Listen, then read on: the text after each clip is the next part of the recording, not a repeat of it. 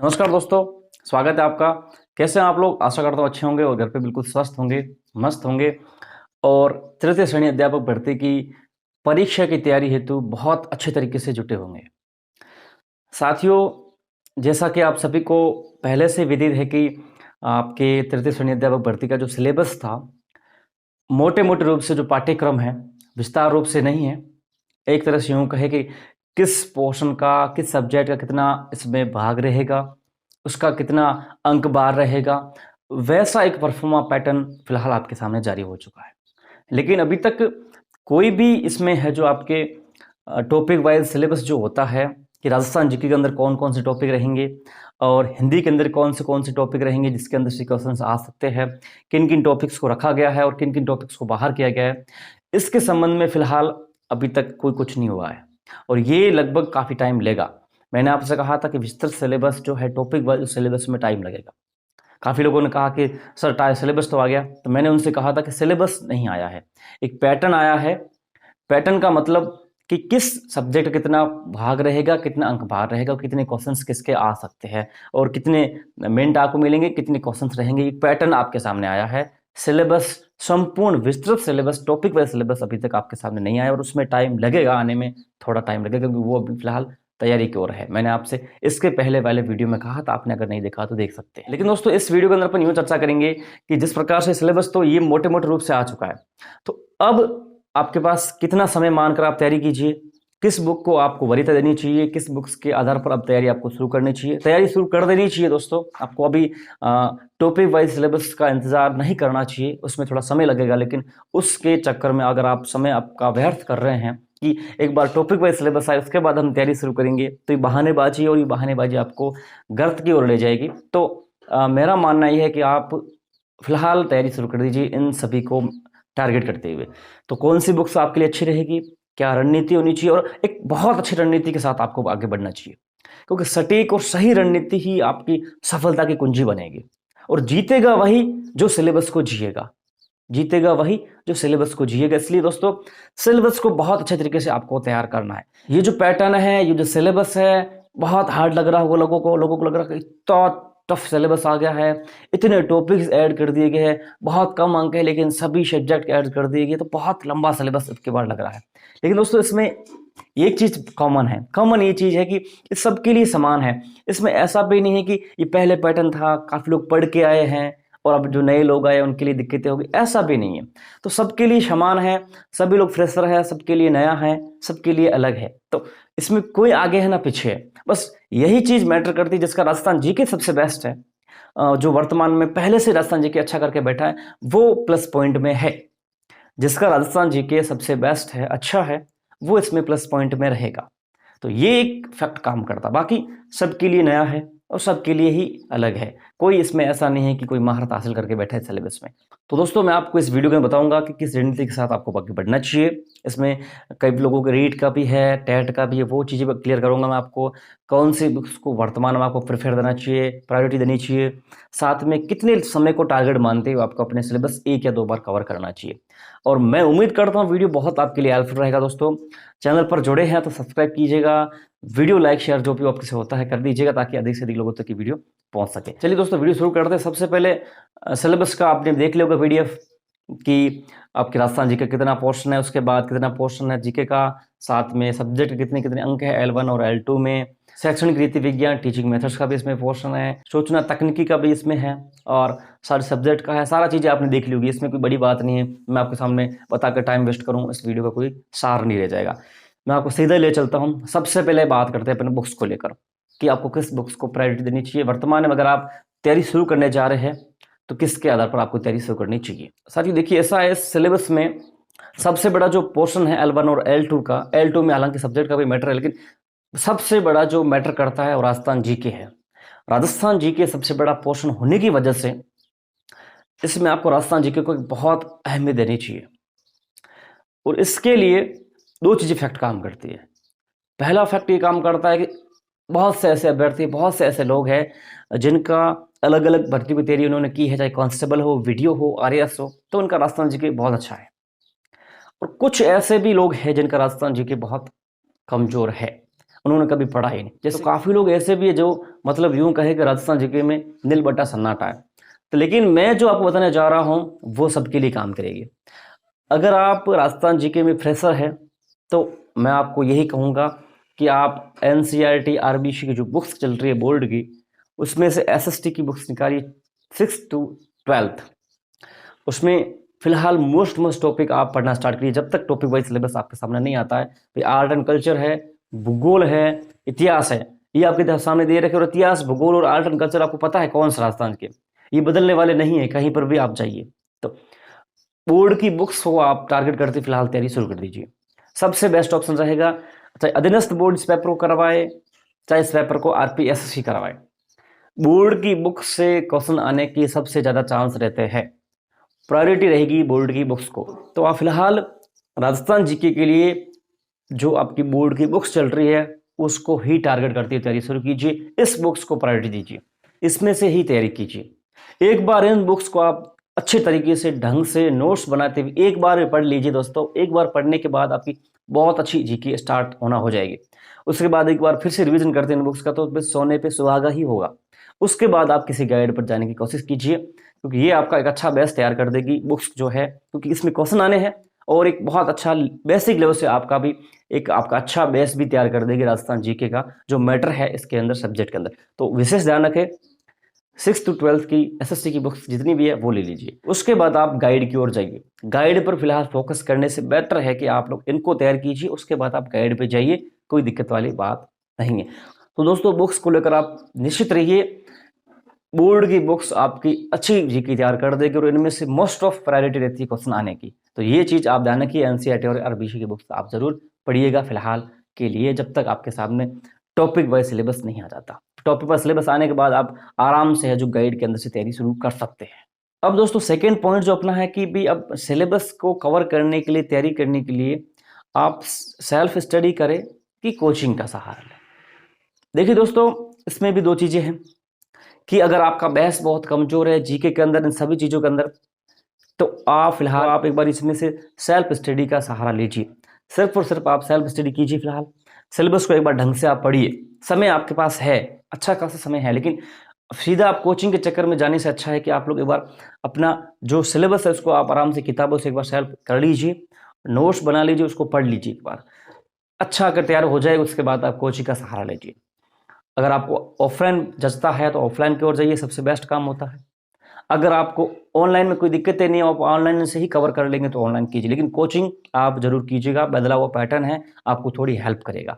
मैं आपको ये नहीं कहूँगा कोचिंग आप मत कीजिए, देखिए सेल्फ स्टडी का कोई तोड़ नहीं है, लेकिन मैं आपको सजेस्ट कर रहा हूँ कि सेल्फ को सबसे पहले कीजिए, सिलेबस को आप सेल्फ से कवर कर लीजिए और उसके बाद ही आप कोचिंग का सहारा लीजिए, क्योंकि समय आपके पास खूब है। अब भी आप तैयारी शुरू कर देंगे इस पेपर को टारगेट करते हुए, वो लोग करेंगे जिनके रीट का क्लियर है मैटर, जैसे L1 के विद्यार्थी है, और जो लोग जिनके रीट क्लियर नहीं है तो वो लोग रीट को तैयारी करेंगे, लेकिन रीट का तैयारी करेंगे तो आगे मैं बता रहा हूँ आपको वो भी आपका साथ क्लियर होते रहेंगे।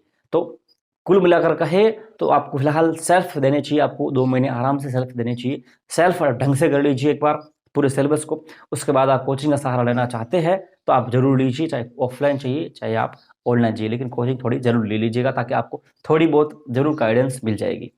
अब दोस्तों समय टारगेट को लेकर कहूँ, काफ़ी लोग पूछ रहे हैं कि कितना क्या मानकर चले कि सिलेबस को, इस पेपर को मानकर चले कि तब तक हम क्लियर कर ले, कब तक पेपर हो सकता है।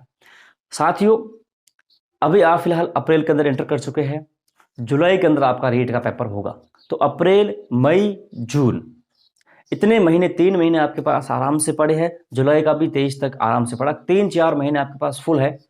ये फुल महीने आपको यूं समझ के चलना है कि रीट को भी आपको साथ में लेके चलना है और साथ में आपको मुख्य पेपर भी साथ में लेके चलना है। तो रीट के लिए आपको तो सिलेबस बताऊंगा आपको मैं कैसे क्या शेड्यूल आपको सेट करना चाहिए ताकि आपका रीट का भी क्लियर हो जाए और साथ में आपको मुख्य पेपर भी साथ में चलता रहे, ताकि आप अन्य अभ्यर्थियों से पीछे ना छूटे। तो ये चीज़ ध्यान रखिएगा। तो समय आपके पास ये जुलाई तक का ये है। उसके बाद आपके विज्ञप्ति आएगी मुख्य पेपर की, मुख्य यानी कि मेन पेपर की भर्ती की, क्योंकि गवर्नमेंट को पता है कि जब तक लोग एलिजिबल नहीं होंगे उससे पहले फॉर्म नहीं भर सकते, और एलिजिबल होने के बाद ही आपके सामने उसका भर्ती का विज्ञप्ति आएगा। तो यूँ समझ के चलिए उस विज्ञप्ति के बाद भी 3 से 4 महीने आप फिर से मान लीजिए आपको मिलने वाले हैं। तो मैं आपको कहूँ कि मोस्ट ऑफ रूप से आपको कितना समय मिलेगा, तो आप समझ के चलिए अप्रैल, मई, जून, जुलाई, अगस्त, सितंबर, अक्टूबर, 7 महीने तो मिनिमम आप मान के चलिए। मिनिमम कहूँ मैं आपको 7 महीने आपके पास है फिलहाल मुख्य पेपर तक। उसके बाद अधिक भी हो सकता है और कम भी हो सकता है, 7 महीने तो आप मान के चलिए फिक्स। तो आप अपने सिलेबस को किस प्रकार से कवर कर सकते हैं, किस प्रकार से आप इस चीज को टारगेट करते हुए चले, ताकि कम से कम समय में आप है जो इस सिलेबस को 2 या 3 बार रिवाइज करें। मैं आपको मोस्ट ऑफ से कहूँ तो नवंबर से पहले पहले ही आपका मुख्य पेपर नहीं होगा, नवंबर के बाद ही होगा। तो आप नवंबर को टारगेट करते हुए जैसे भी हो कैसे भी हो आप इस सिलेबस को आराम से कवर कीजिए, ढंग से कवर कीजिए, अच्छे तरीके से जी लीजिए, क्योंकि जीतेगा वही जो इस सिलेबस को जिएगा। क्योंकि सिलेबस बहुत अलग है, नया है, थोड़ा ताकड़ भी है, थोड़ा क्लिष्ट भी है। तो दोस्तों सेल्फ और कोचिंग को समझ के होंगे, सबसे पहले सेल्फ स्टार्ट कीजिए, फिर कोचिंग की ओर जाइए, तो आपको बेटर लाभ मिलेंगे, ये मेरा मानना है। आगे आपकी इच्छा है। समय टारगेट आप समझ गए होंगे। अब मैं आपको रणनीति की बात कहूँ, यहाँ पे 2 चीजें है। पहली बात है कि लेवल 1 के विद्यार्थी जिन्होंने रीट 2021 दी थी और क्लियर है, तो उनको अब रीट की तैयारी करने की कोई आवश्यकता नहीं है। सीधा आप मुख्य पेपर को लग जाइए, आप प्लस पॉइंट पे रहेंगे, सबसे यानी कि कहे तो दूसरे लोगों से आप 2 कदम आगे रहेंगे। और अब वो लोग बचे हैं कि जिनकी रीट क्लियर नहीं है। L2 के विद्यार्थी सारे हैं और L1 के विद्यार्थी बहुत सारे हैं। तो वो लोग विद्यार्थी क्या करें दोस्तों, देखिए इस अगर मैं रणनीति की बात करूं, सही तरीके से रणनीति बात करूं, जो लोग जिनकी रीट क्लियर नहीं है, रीट क्लियर भी करेंगे साथ में और मुख्य पेपर की तैयारी करेंगे। देखिए जैसे L2 के विद्यार्थी और L1 के विद्यार्थी, तो L1 की अगर मैं बात करूं तो L1 की यहां से देखिए, अगर आप सब्जेक्ट विद्या और मनोविज्ञान ये पूरा का पूरा पोर्शन अगर आप पढ़ते हैं, तो आपका रीट अपने आप क्लियर हो रहा है, रीट अपने आप आपका क्लियर हो रहा है, और साथ में वो रीट का सिलेबस पढ़ते हैं तो आपका ये मुख्य पेपर का भी सिलेबस साथ में कवर हो रहा है। विशेष ध्यान दीजिए, रीट भी अब क्लियर होगी सिलेबस के अनुसार और आपका मुख्य पेपर भी अच्छे से तैयार होता रहेगा। साथ में आप जीके पढ़ सकते हैं और सूचना तकनीकी के लिए आप सिलेबस आएगा कि टॉपिक कौन से में रह सकते हैं। एंड टेक्नोलॉजी की बात की जा रही है, टेक्नोलॉजी कंप्यूटर संबंधित हो गया, सारी चीजें हो गई, इंटरनेट वगैरह, ब्राउजिंग वगैरह, क्योंकि वर्तमान में चीजें बढ़ रही है। तो इनमें से क्वेश्चन निकलेंगे, इतना बड़ा लोड इसमें 10 नंबर का है नहीं। लेकिन दोस्तों इस सिलेबस को पढ़ते हैं अच्छे से अगर आप, तो निश्चित रूप से आपका मुख्य पेपर का ये पार्ट क्लियर होगा, साथ में आपका रीट का भी पार्ट क्लियर होगा। तो अब समझ गए होंगे आपको किस रणनीति के साथ आपको बढ़ना होगा आपको। तो दोनों चीज आपको क्लियर हो रही है। वहीं L2 के अंदर भी है, L2 में इतना सारा चीजें आपके जीके के साथ साथ ये चीजें भी मैटर करती है आपकी रीट के अंदर भी और यहाँ पर भी। तो आप मुख्य पेपर को फोकस करके अच्छी तैयारी कर रहे हैं तो निश्चित रूप से आपकी रीट भी क्लियर हो जाएगी और आपका मुख्य पेपर भी ढंग से तैयार होगा, क्योंकि मुख्य पेपर और रीट का सिलेबस लगभग समानांतर है।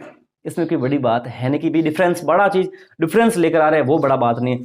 जीके आप तैयारी करेंगे, वो जीके बहुत कुछ आपके उसके अंदर है, रीट के अंदर है, मनोविज्ञान है, बाकी रह के सब्जेक्ट आप वैसे ही तैयार कर लेंगे। इतनी कोई लंबी डर वाली बात नहीं है कि भी रीट का अलग सिलेबस पढ़ना पड़ेगा और आपको मुख्य पेपर का अलग सिलेबस पढ़ना पड़ेगा, ऐसी कोई इसमें बड़ी बात नहीं है। तो साथियों इस सिलेबस को टारगेट करते हुए तैयारी शुरू कर रहे हैं तो निश्चित रूप से आपकी रीट क्लियर होगी, साथ में आपका ये भी पोर्शन क्लियर होता रहेगा।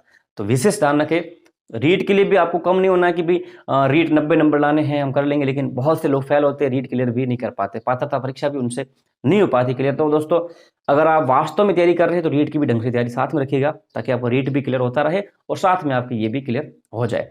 तो इस तरह से आपको आगे बढ़ना है।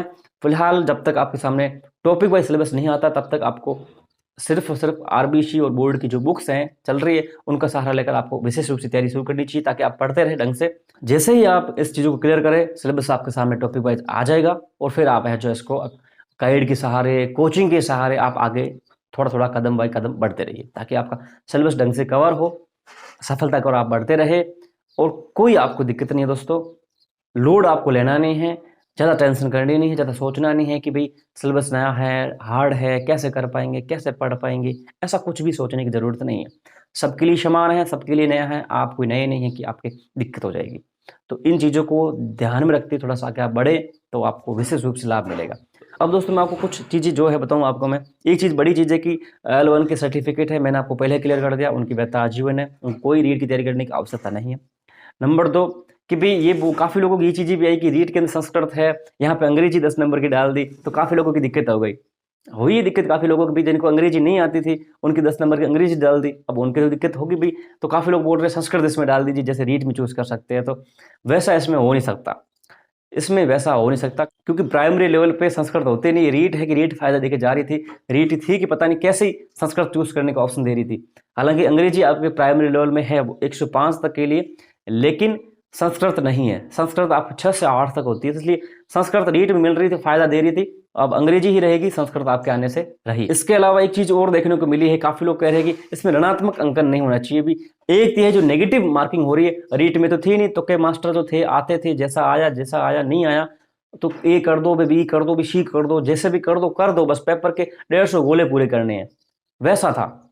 लेकिन अब इस बार क्या कर दिया, नेगेटिव मार्किंग कर दी। यहाँ पे आपको एक एक कदम फूंक फूंक के रखना पड़ेगा, और जो अच्छे से सिलेबस कवर करेगा, ढंग से पढ़ेगा, वही इस पेपर को ढंग से कर पाएगा और सोच समझकर इसमें ऑप्शन क्लियर कर पाएगा। क्योंकि जैसे ही आपने गड़बड़ की, उधर आपके नंबर कटना शुरू। तो यहाँ पर तुक्के मास्टर जो है, तुक्केबाज लोग जो थे, जो यूं तुक्के ठोकते थे, ए कर दो बी कर दो, वो अब ए और बी करने से थोड़ा पीछे हटेंगे। एक एक कदम आपको फूंक फूंक के रखना पड़ेगा। तो ढंग से तैयारी कीजिएगा दोस्तों, तभी आप इस सिलेबस को अच्छे से, पेपर को अच्छे से कर पाएंगे। तभी काफी लोग बोल रहे हैं कि इसमें नेगेटिव मार्किंग नहीं होनी चाहिए, रीट में नहीं थी तो कैसे कर दिया इसमें। तो ये पैटर्न अलग है, ये पैटर्न पहले से चल रहा है, तो इसमें नेगेटिव मार्किंग होगी। और नेगेटिव मार्किंग होना बहुत अच्छी बात होती है। नेगेटिव मार्किंग हमेशा एक पढ़े हुए इंसान को, नॉलेजेबल इंसान को, जो ढंग से पढ़ता है, अच्छी तैयारी करता है, उसी व्यक्ति का चयन कर पाती है नेगेटिव मार्किंग। इस वजह से अच्छी से तैयारी शुरू कर दीजिए दोस्तों, कम समय मत देना। इस पेपर को मैं अगर कहूँ, ढंग से कहूँ तो दोस्तों ऐसा है कि इस पेपर के लिए आपको जी जान से जुटना चाहिए, पूरा समय आपको इसको देना चाहिए। एक भी मिनट आपको अब व्यतीत नहीं करना, व्यर्थ नहीं करना, क्योंकि जो सिलेबस है बहुत तगड़ा सिलेबस है। इस सिलेबस में वही पार पड़ेगा जो सिलेबस को जिएगा, वही जीतेगा। इसलिए दोस्तों, अगर आप नॉर्मल तैयारी कर रहे हैं, बहाने बना रहे हैं, घूम फिर रहे हैं कि कर देंगे, तो दोस्तों आप छोड़ दीजिए इस सिलेबस को। फर्स्ट ग्रेड के कर लीजिए, सबसे बेस्ट है। सेकंड ग्रेड के कर लीजिए, सबसे बेस्ट है। रीड को छोड़ दीजिए, कोई मतलब नहीं है। लेकिन आप ढंग से तैयारी कर रहे हैं, डेडिकेटेड रूप से कर रहे हैं, और आपका ये जुनून है, ये तय कर लिया है, लक्ष्य है कि अब इस बार इस रीड के अंदर क्लियर करके सिलेक्शन लेंगे, नौकरी लगेंगे, थर्ड ग्रेड अध्यापक बनेंगे, तो दोस्तों ढंग से तैयारी कीजिए इस पेपर के लिए। अन्यथा इस पेपर के अंदर पढ़ने की कोशिश मत कीजिएगा, क्योंकि इसमें बहुत क्लिष्टताएं हैं, सिलेबस थोड़ा टफ है, लंबा है, अधिक है, और नेगेटिव मार्किंग भी है। तो इसलिए अच्छी तैयारी शुरू कर दीजिए दोस्तों। और अच्छी तैयारी के बिना अगर आप इसमें पढ़ रहे हैं तो फिर देख लीजिए, तैरना नहीं आ रहा, नदी के अंदर ही कूद गए, अच्छी तैयारी नहीं की तैरने की, कूद गए नदी के अंदर, निश्चित रूप से आप डूबेंगे, और पता नहीं कहाँ नदी आपको छोड़ के जाएगी, पता ही नहीं चलेगा। इसलिए दोस्तों पूरी तैयारी के साथ उतरिएगा मैदान के अंदर, नदी के अंदर, तालाब के अंदर, तभी आप पार पड़ेंगे साथियों। और कोई भी समस्या हो, कोई भी क्वेरी हो, कोई भी शंका हो, तो आप कमेंट बॉक्स में डाल सकते हैं, हम आपकी समस्या का समाधान अवश्य करेंगे। बाकी मैंने आपको मोटे रूप से बता दिया है, सिलेबस आपको पता है, इसमें कोई दिक्कत वाली बात नहीं है।